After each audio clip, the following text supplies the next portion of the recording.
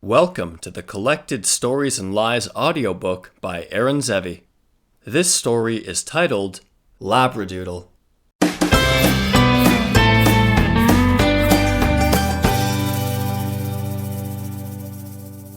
See, I wouldn't be picking up dog shit with a small plastic bag if I could just have remembered if it were garbage day or recycling day.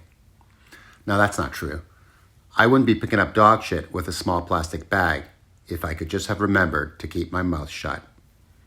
Now the street I live on in Toronto alternates between recycling and garbage each week. I guess every street in Toronto is like that. On our street, the pickup is on Thursdays. I'm pretty good at remembering on Wednesday night that there was a pickup the next morning. What I'm not so good at is remembering whether it's garbage or recycling. I don't know why, I just can't do it. I can recite all 50 states. I can, if you give me a minute, even remember all 50 state capitals. But damn if I can remember if it's garbage or recycling. So what I usually do is walk over to the neighbors and check which bin they have put out.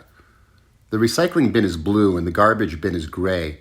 But from a distance, they kind of look the same, so I actually have to walk over and check for myself. The problem is my neighbor on my left doesn't put out the bin until early morning, which doesn't work for me. And the neighbor on my right, a lovely old Scottish man, has been wrong twice, which meant 4 weeks until my overflowing garbage bin gets picked up. That wasn't a pretty scene. So usually what I do is end up crossing the street.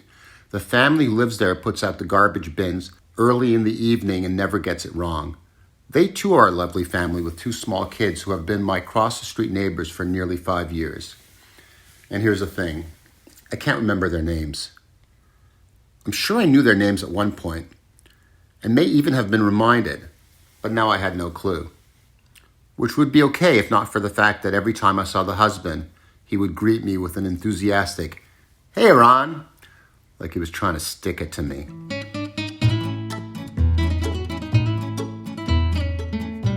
On that particular Wednesday night, the coast looked clear, so I quickly crossed the street to take a peek. Recycling, I knew that, and was making a hasty retreat when I heard the screen door open and heard his cheerful, "Hey, Ron."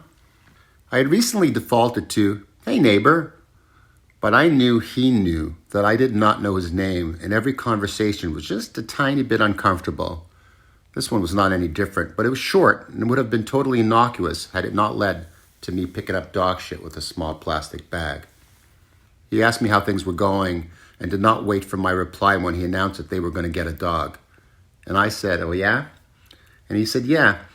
The wife wasn't totally on board, but the kids had been really on their case, and what with all what was going on with distance learning and everything, he thought they deserved it, even though the wife wasn't totally on board." And I said, "Oh yeah?" Then he said they were thinking of getting a Labradoodle. Did I know what that was? I did, but he proceeded to tell me anyway. He finished explaining the hybrid process and the breeder in Milton they were getting it from, and then waited for me to say something. So I said, I was thinking of getting a dog, although I wasn't. "That's great," he said. "Have you decided on what kind? Have you lined up a breeder?" And I said, "I'm not really a breeder type of guy," although I was. "I think I will probably get a rescue. You know what they say, adopt, don't shop." I don't know who said that. I have no idea where I'd heard it. But for some reason it shut him up, and I managed to cross the street back to my house and drag my recycling bin to the curb. And that should have ended things. It kept me far away from dog shit and small plastic bags, and it would have if Mrs. Katsakis had not died.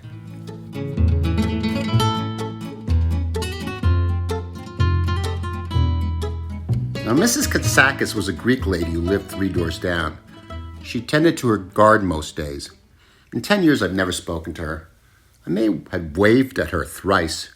She lived 3 doors down. In my world, it was as if she lived in Myanmar. I didn't even know her name. She was just a Greek lady who lived 3 doors down. And I would not have known her name if my neighbor from across the street had not knocked on my door and said, "Hey, Ron, Mrs. Katsakis has died." I didn't know who Mrs. Katsakis was, but I didn't really know any other Greek ladies, and there was no other Greek lady that the neighbor across the street and I had in common, so I was able to piece it together. I mean, I wasn't a complete idiot. I'm not sure why a neighbor from across the street thought I needed to know about Mrs. Katsakis. I mean, it was sad and all, but I wasn't sure what it had to do with me. I figured maybe he was collecting some money because I never saw anyone visiting her and she lived in this small bungalow.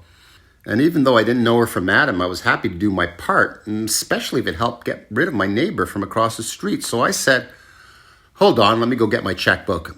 Even though he hadn't said anything about money, he had really only told me that Mrs. Katsakis had died. I retreated into my house when he said she had a dog.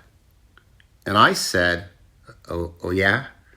And he said, yeah, and I remember you saying you were thinking of getting a dog. And I said, oh yeah? And he said, yeah, you said you wanted to adopt. Her children live in Vancouver. There's no one to take the dog, so I thought of you. I mean, it feels like serendipity. Serendipity. It felt like he was trying to stick it to me. I asked him what kind of dog. A Scottish Terrier. Her name is Olympus. Olympus. Jesus, Mary, and Joseph.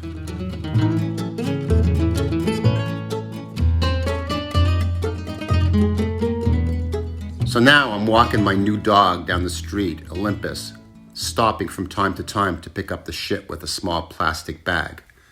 I'm scooping up the shit when I suddenly remember my neighbor's name, Ethan. I should have remembered that. And it's Wednesday night, and Ethan has his garbage bins out. So I drop the bag of shit into his bin. Then I cross the street and go home with my dog.